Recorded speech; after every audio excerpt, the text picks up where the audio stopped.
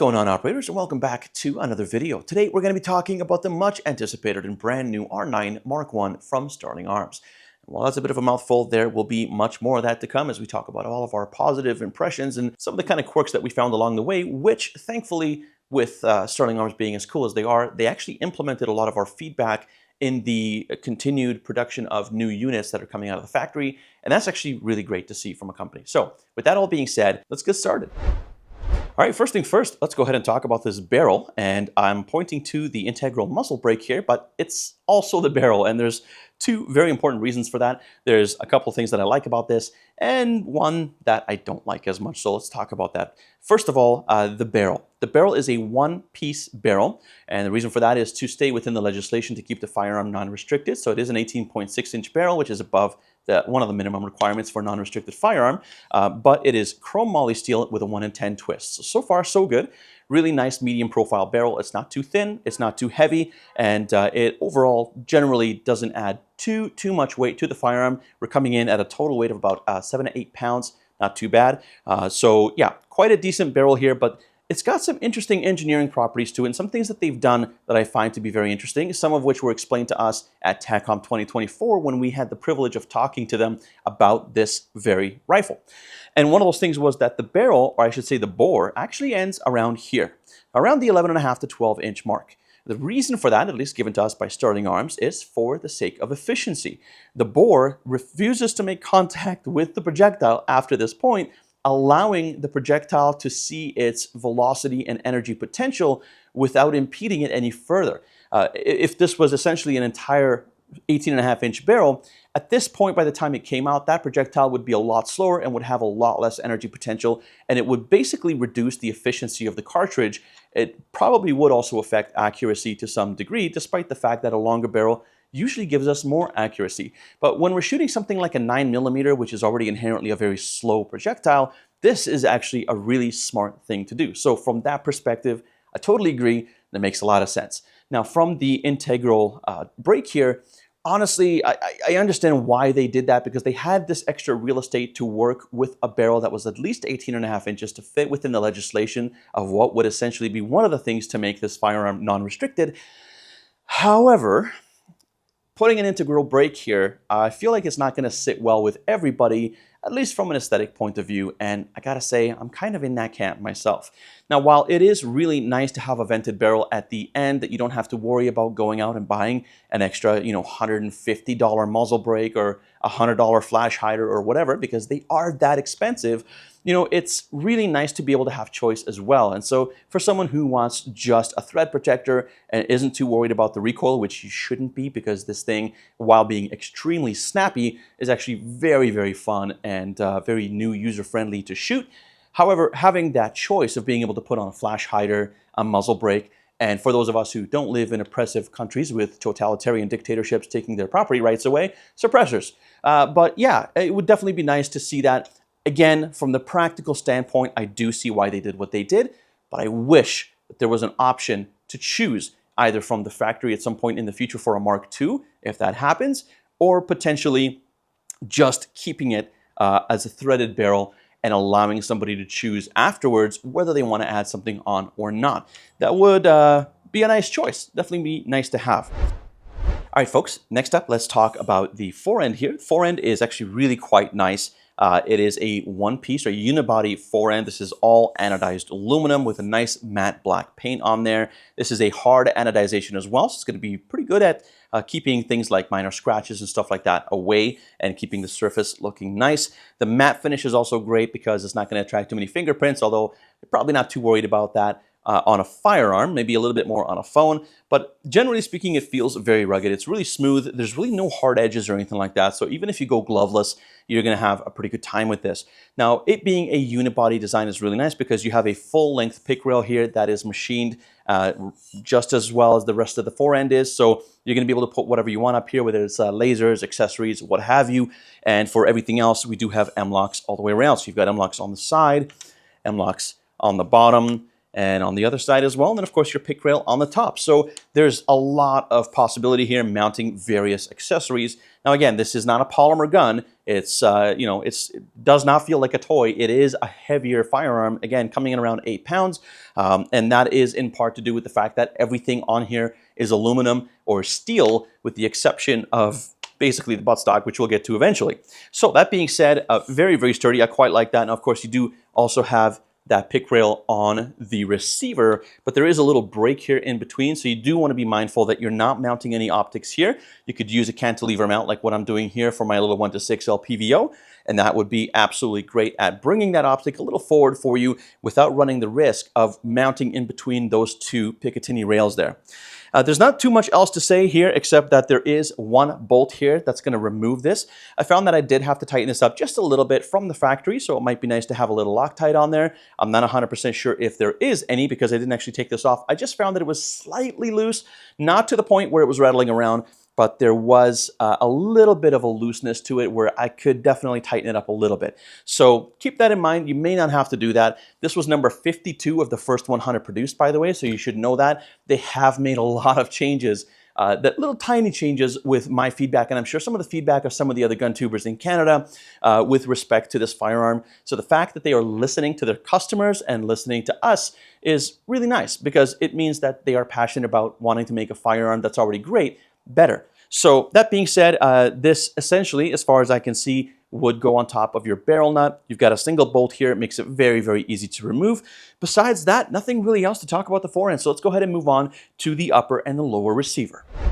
Alrighty, boys. So next up, let's talk about the receiver, the upper and the lower. If you've ever handled or seen an AR pattern rifle or an MP5, then you'll know pretty much exactly what to do with all of this because the resemblance is uncanny. But in any case, we have the best of both worlds here. We have a very nice receiver. This is made of 7072 T6 aluminum with a level 3 hard anodization, nice matte black paint, just like the fore-end. And we have a lot of very similar features here that you would find on an AR pattern rifle. The MP5, it's coming from the Stamp Steel MP5 mags, which I'll take one out and show you what that looks like. You'll get one of these with your firearm. This is a 5/10 round mag. However, there are also some 10/30 round mags. And of course, they're not 30 round, they're only 10. We're only looking at the first number because our government can't trust the most responsible people in Canada to have 30 rounds in a magazine. But in any case, if you've got a larger hand, that's going to be much nicer. You just put that in and you are good to go. Now, that is definitely going to make this thing look a little bit more like an MP5, and hopefully the government doesn't look at that and just say, well, that's a derivative or a variant, because you know they're going to do that. But in any case, it's really nice. It's very, very compact, but there is a small issue with the fact that these are stamped steel, right? And stamped steel mags, for any of you guys who have had an AK back in the 70s before they got banned, you know that stamped steel makes it very, very difficult to be super precise just because of the nature of the manufacturing. Now, Sterling knows about this because we've had some mag fitment issues that we've talked to them about, and some of the other guys I'm sure have also mentioned this. They are aware of it and they're doing their best to make these mags as precisely manufactured as they possibly can. But I wanted to tell you because as someone who's buying this rifle, you probably should know. Now, it's not a big deal. In some cases, they're just gonna come out by themselves when you push the mag release. So I'll just push this right here. And as you can see, that didn't come out, right? So we're just gonna go ahead and give it a little tug and it comes out just fine. Not a big deal. I mean, unless you're in a special forces somewhere, which you're probably gonna be using very different hardware anyway, you probably don't have to worry about that. But it is something that you should be aware of as a consumer because of course you should, right? So this is something that they're working on. Now let's go ahead and talk about the other mag releases. So you have your main mag release here. You do also have a paddle right in the front of your trigger guard, so you can press that and just pull out, right? Or again, if you're one of those AK guys, you can just basically pull on the other side because this is completely ambidextrous and just pull your magazine out that way as well. Another reason why I really like these longer mags is because you're able to just pull them out and it makes tactical reloads really, really easy. One of the things that I wanted to tell you before we moved on is that we did have a small issue with this mag release right here. The reason for that is because there's actually a screw in here, and at least on our unit, we didn't have any Loctite applied from the factory. Again, this is something that Sterling addressed immediately, telling all the guys on the assembly line to make sure to put Loctite on the screw, because essentially what happened was this got loose and it let a piece on the other side fall out, which basically made the magazines fall out because there was nothing holding them in at that point. And so when we got back to the studio after our first range day, we took this out, we put a little bit of blue Loctite 242 on it, and it was absolutely fine. If you want to know where to find it, you can get it on Amazon. I'll drop a link down below. It helps the channel at no additional cost to you, so go and check that out. But that being said, that was one of the only smaller issues that we had with the firearm, aside from the mags being a little imprecise. Again, Sterling knows about both issues and they have been addressing them. Moving on, we have a couple of pins in the receiver. So we've got a pin right here and right here, very similar to an AR pattern rifle. And this is going to allow you to change uppers and lowers, which is in the plans should we have a government that's a little bit more firearm friendly in the future, but it at the very least is going to make you very happy about how to clean this firearm, because you can just pop this out. They are both captive pins. It swings the two receivers out from away from each other, and it allows you to pull out your bolt carrier group and allows you to clean your firearm easy. There's nothing that somebody who is as lazy as me appreciates more than having a firearm that's easy to clean. So there is that. We have a standard mil-spec trigger where there may be some plans in the future for aftermarket triggers, but they are making some changes inside the receiver to make that a possibility. I'm not 100% sure about that, but that is something that they did talk about with us at some point in the past. So that might be something to look forward to. But for now, it's a very serviceable trigger. Let's just go ahead and rack the bolt here. We'll bring that back. We do have a bolt hold open here as well. That's going to open our dust cover on this side. And before we get back to the trigger, I should tell you that this is a non-reciprocating charging handle. And you've got a little magnet up here which actually holds the charging handle in place, which acts as a pseudo dust cover as well. So if you're like me and you don't want to hold your firearm up here, you can easily hold it here without worrying about getting your thumb taken off, because that charging handle doesn't move when you cycle the gun. Now, with respect to the actual trigger, let's go ahead and take the magazine out. We'll drop the bolt and we'll give it a little pull. And it's very subdued. It's very subdued sounding. It almost sounds like it's not going off. It almost sounds like the firing pin isn't going all the way down, but I assure you it is. Once you have a cartridge loaded into this at a range or wherever you might be, you'll notice that it's a very snappy trigger. Now, it is going to be about 4.5 pounds, which is a little bit on the heavier side. However, it is very snappy. The recoil pattern is very snappy, but not too aggressive, and it is very easy to handle for new shooters. Though I would recommend, if you are a new shooter, that you practice with your shoulder first before putting it on a shooting rest, because on the shooting rest, you will definitely feel a little bit more recoil. Moving on, without losing my end cap here for my LPVO, we have a fairly standard grip here. Now, this is actually a much nicer grip than a standard grip that you would get on most firearms of its type, but it is essentially a standard AR grip, and you can exchange these for other grips if you'd like and upgrade them. And in fact, we do have one here, which we've been working on, and this is going to be a very standard Colt style grip, which actually appeared on the original M4. We're going to have these in the store coming up very soon.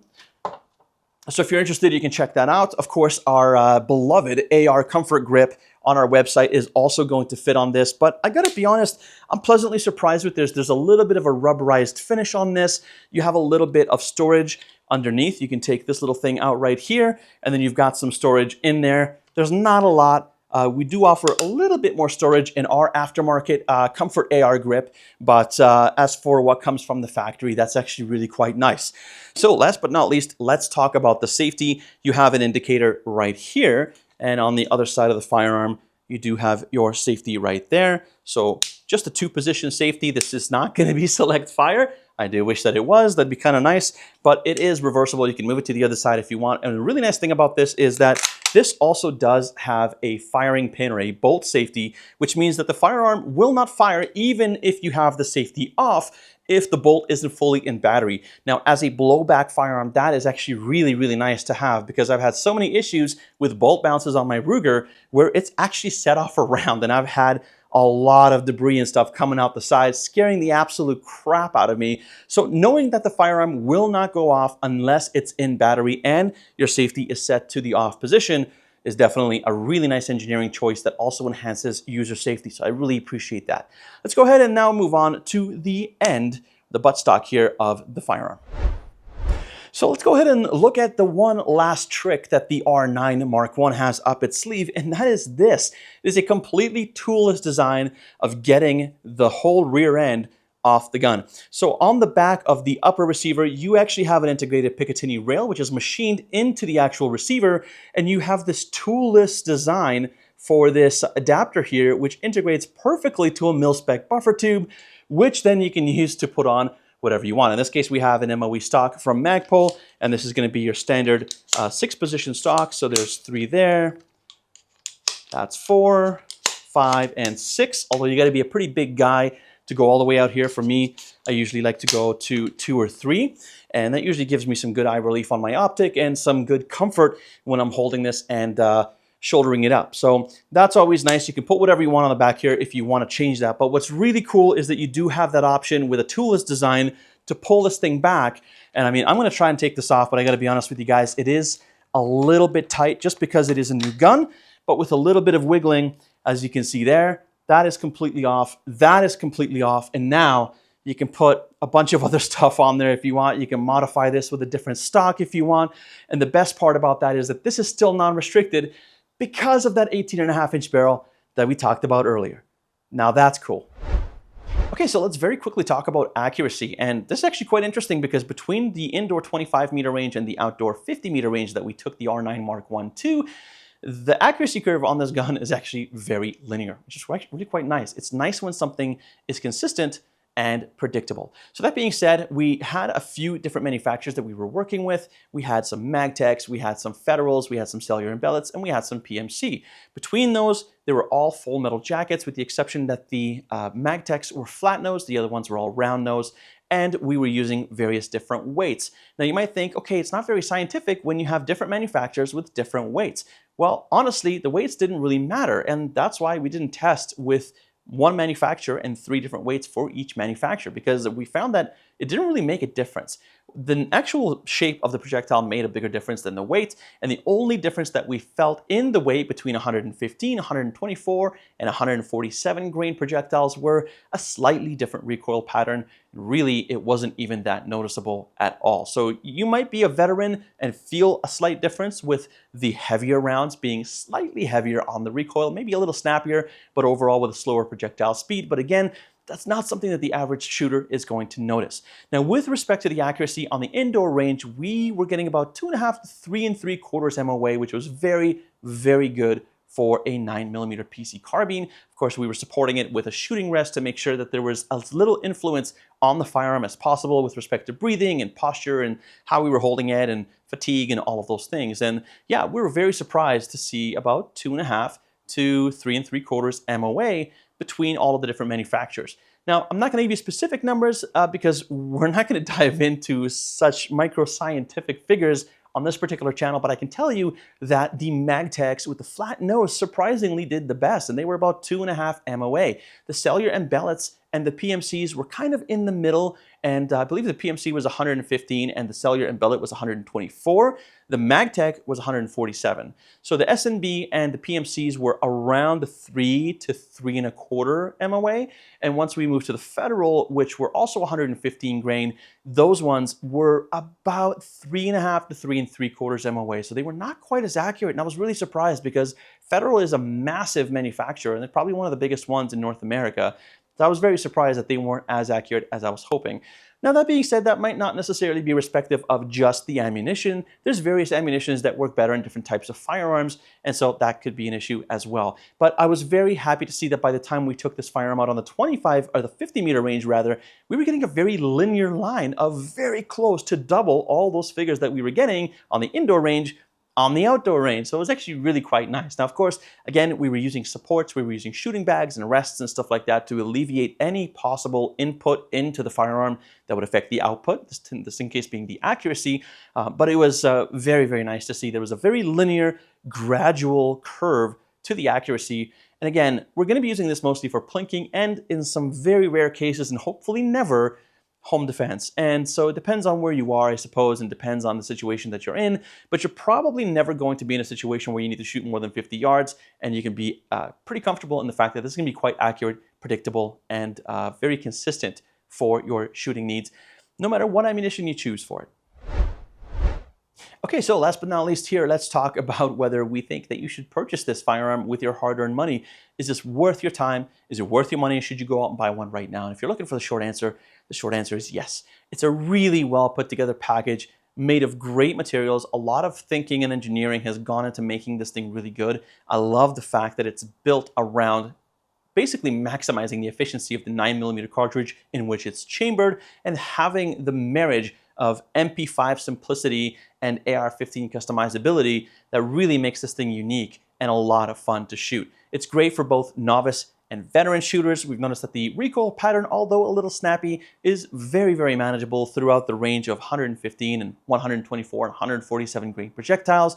The accuracy curve is very linear and you'll have a great time with this overall. There's a lot of things we loved, including the medium profile barrel, which is, again, built around the efficiency of the 9mm cartridge, while also being a unibody designed to stay within legislation. It was quite smart. Aesthetically, as I said before, I'm personally not a fan of the vented barrel. I really feel like customer choice should be at the forefront of really any product, and having a threaded barrel on a Mark II would be the way to go.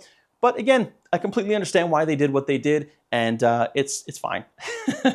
Having that customizability, as I said, MLOK slots everywhere, full-length pick rail, being able to change out your grips, your stocks, and maybe in the future your triggers as well. Having the simplicity of an MP5 system, for example, with a nice, easy magazine system, which is just very easy to handle, various different mag releases, having a solid bolt with a nice blowback system, which is easy to take out and clean, having those captive pins, being able to separate your receivers, and potentially, maybe just maybe, having smaller barrels in top receivers as a whole package that you can buy to change the footprint of your firearm depending on what it is that you're doing. Maybe in the future, that'd be really, really cool.